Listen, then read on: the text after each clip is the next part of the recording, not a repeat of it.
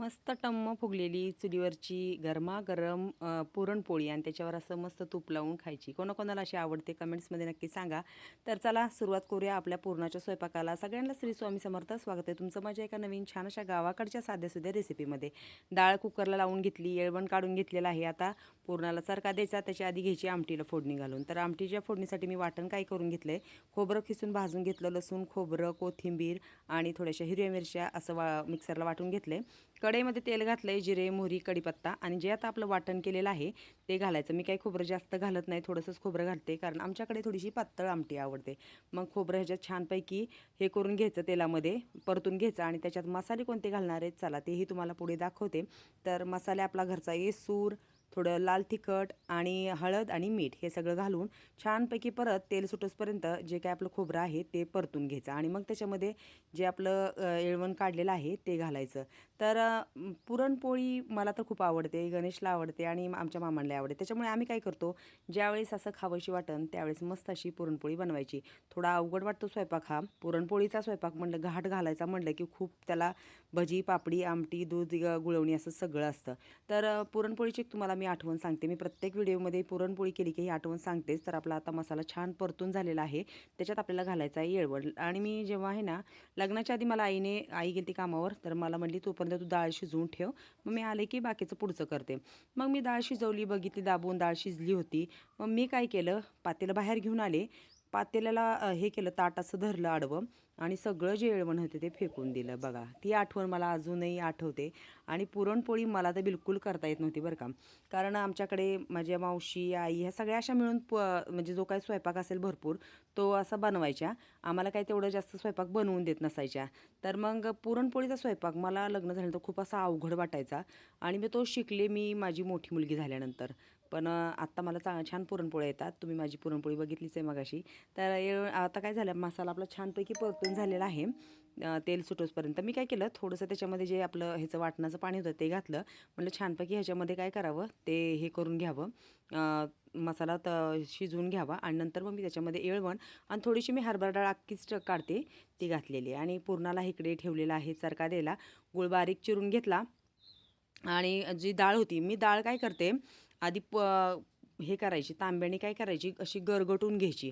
म्हणजे काय होतं, पुरण वाटायला सोपं जातं. डायरेक्टली जी अख्खी डाळ आहे का ती मी घालून गूळ घालून कधीच सरका देत नाही. मी आधी काय करते, डाळ शिजवल्यानंतर परातीमध्ये घ्यायची भाकरी करायच्या आणि पूर्ण तांब्याने सगळी अशी बारीक करून घ्यायची आणि मग त्याच्यामध्ये गूळ मिक्स करायचा. तर चरका द्यायला ठेवले. आता ह्याच्यामध्ये काय घालणार आहे मी ते तुम्हाला पुढे दाखवतेच. तर हे करायचं, गूळ काय करायचं, आम्ही काय करतो, मी हळद पण घालत नाही डाळ शिजवताना. आमच्या गणेशला पोळ्या कशा आवडतात, जे अशा काळपट पोळ्या दिसतात का त्या आवडतात. तर त्याचंच सांगते काय, तो गूळ पण आम्हाला काय करतो, काळा गूळ घालायला होतो पुरणपोळीमध्ये. आणि इकडे मी बडीशेप इलायची घेतली आहे. आता इलायची सोलते आणि बडीशेप थोडीशी काय करते, तव्यामध्ये भाजून घेते. पलीकडे आपली येळण्याची आमटी मस्त आरावरती उकळते. तर छान असं बघा, मस्त पुरणाला चरका द्यायला ठेवले. पूर्ण असं छान ह्याच्यावरती आरावरती हे होते, म्हणजे परतलं जाते. आणि माझी आई काय करते, ह्याच पुरणामध्ये तूप घालते. पण आता माझ्याकडे एवढं काही तूप नाही आहे, त्याच्यामुळे मी पुरणात काही तूप घालणार नाही, नंतर वरून आपलं खायला घ्यायचं. आणि मग काय, आमच्या आत्यांची इकडे तयारी चालू आहे भजीची. तर भजीला कांदा आत्याने उभा चिरला आहे. आमच्याकडे भजीला ना जो उभा चिरलेला कांद्याची जी मी भजी बनवते ते खूप आवडतात. आणि भजीमध्ये मी काय काय घालते ते तुम्हाला आता पुढे दाखवते. आधी आपण छानपैकी पुरणाला सारखा देऊन घेऊया. तर जी बडीशेप होती ती तव्यामध्ये मी थोडीशी भाजून घेतली. आता बडीशेप इलायची छानपैकी खलबत्त्यात कुटायचं, मी काय मिक्सरला वाटत नाही ते. तर इकडे आधी इलायची कुटून घेतली आहे, आता बडीशेप राहिली ती पण कुटून घेते. आणि जेव्हा आपलं शेवटसारखा देऊन होईल, पूर्ण त्यातलं जे पाणी सुटलेलं असतं गुळाचं ते पूर्ण झालं पुरणामधलं, की मग इलायची आणि बडीशेप घालायचं. नंतर मग आधीच घातलं की त्याचा जो वास आहे तो सगळा जातो. त्याच्यामुळे मी काय करते, शेवट पुरण होत आलं की मग इलायची आणि बडीशेप त्याच्यामध्ये घालून घ्यायची. तर बघा पूर्ण पाणी आता हे होत आले. थोडं एक 5-10 मिनटं ठेवलं की मग पूर्ण आपलं पुरण बघा हे असं सुक्कं सुक्कं झाले. आणि मग आपली मस्त अशी इलायची बडीशेप घालून घ्यायची.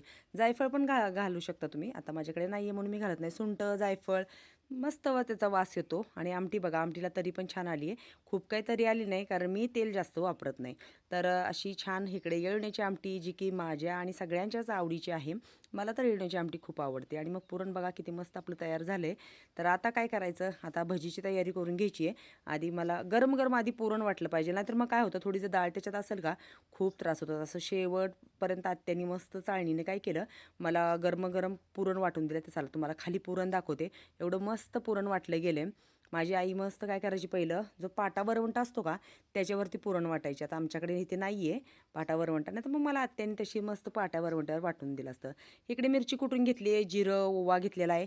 तर मिरची का कुटून घेतली आहे, आणि हे तांदळाचे मस्त पापड मला तळायचे आहेत. हे आमच्या मामांच्या बहिणीने त्यांच्या तिकडे तांदूळ दिलं की असे बनवून घेतात. आणि मध्येच आम्हाला चहा प्यायचं हे झालं होतं. आणि तो कुठला चहा माहिती आहे का, गुळाचा चहा. कारण पुरणामध्ये घालायला गुळ घेतला होता. मग आत्या म्हणलं चल मस्त असा आपल्याला गुळाचा चहा बनवूया. तोच चहा आम्हाला केला होता. तेल गरम करायला ठेवले, आधी म्हटलं पापड तळून घ्यावे आणि मग भजी हे करावी. बघा पापड ते केवढे मस्त असे फुलतायत. तर ते काहीतरी 60 रुपये किलो वगैरे असे काय तर बनवून देतात. आपण फक्त तांदूळ द्यायचे आणि मग नंतर 60 रुपये किलो असे ते बनवून देतात. तर हे बघा किती आणि खायला पण ती बॉबी असती का त्या टाईप हे खायला मस्त एकदम भारी पातळ, तोंडात असे ठेवले तरी लगेचच विरघळतात. तर असे छान तांदळाचे पापड माझे तयार झालेले तळून.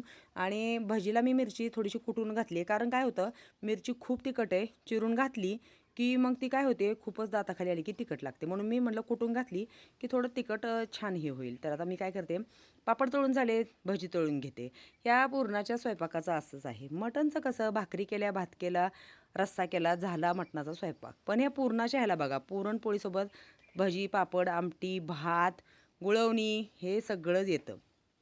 पण आता काय करायचं, ते सोबत सगळं आहेच त्याच्या. म्हणजे पुरणपोळीचं म्हणलं की बाकीचे सगळे सोबते आलेलेच आहेत. तर आता छानपैकी भजी हे करून घेते, मी काढून घेते आणि तुम्हाला आमच्याकडचे मस्त स्पेशल असे कांदा भजी दाखवते. तर कांदा उभा चिरला का भजी खूप छान होतात. हे पीठ जे आहे बेसन पीठ, ते पण मी काय केलेलं आहे, जो दरवर्षी आपल्या रानातला जो हरभरा होतो त्याचीच डाळ करून मी हे करते. बेसन पण मग दळून नंतर डाळ करायची आणि बेसन नंतर दळून आणायचं. मग असा चुलीवरचा मस्त साधा सोपा मी केलेला पुरणाचा स्वयंपाक तुम्हाला आवडला का, कमेंट्समध्ये नक्की सांगत जा. आणि आमच्या व्हिडिओ तुम्ही ज्या काही रेसिपीच्या आहेत त्याही बघत जा. व्हिडिओला लाईक करत जा, शेअर करत जा. आणि आमच्या आत्यांची रेसिपी या चॅनलवर जर तुम्ही नवीन असाल तर सबस्क्राईब करायला विसरू नका. भेटूया पुढच्या रेसिपीमध्ये.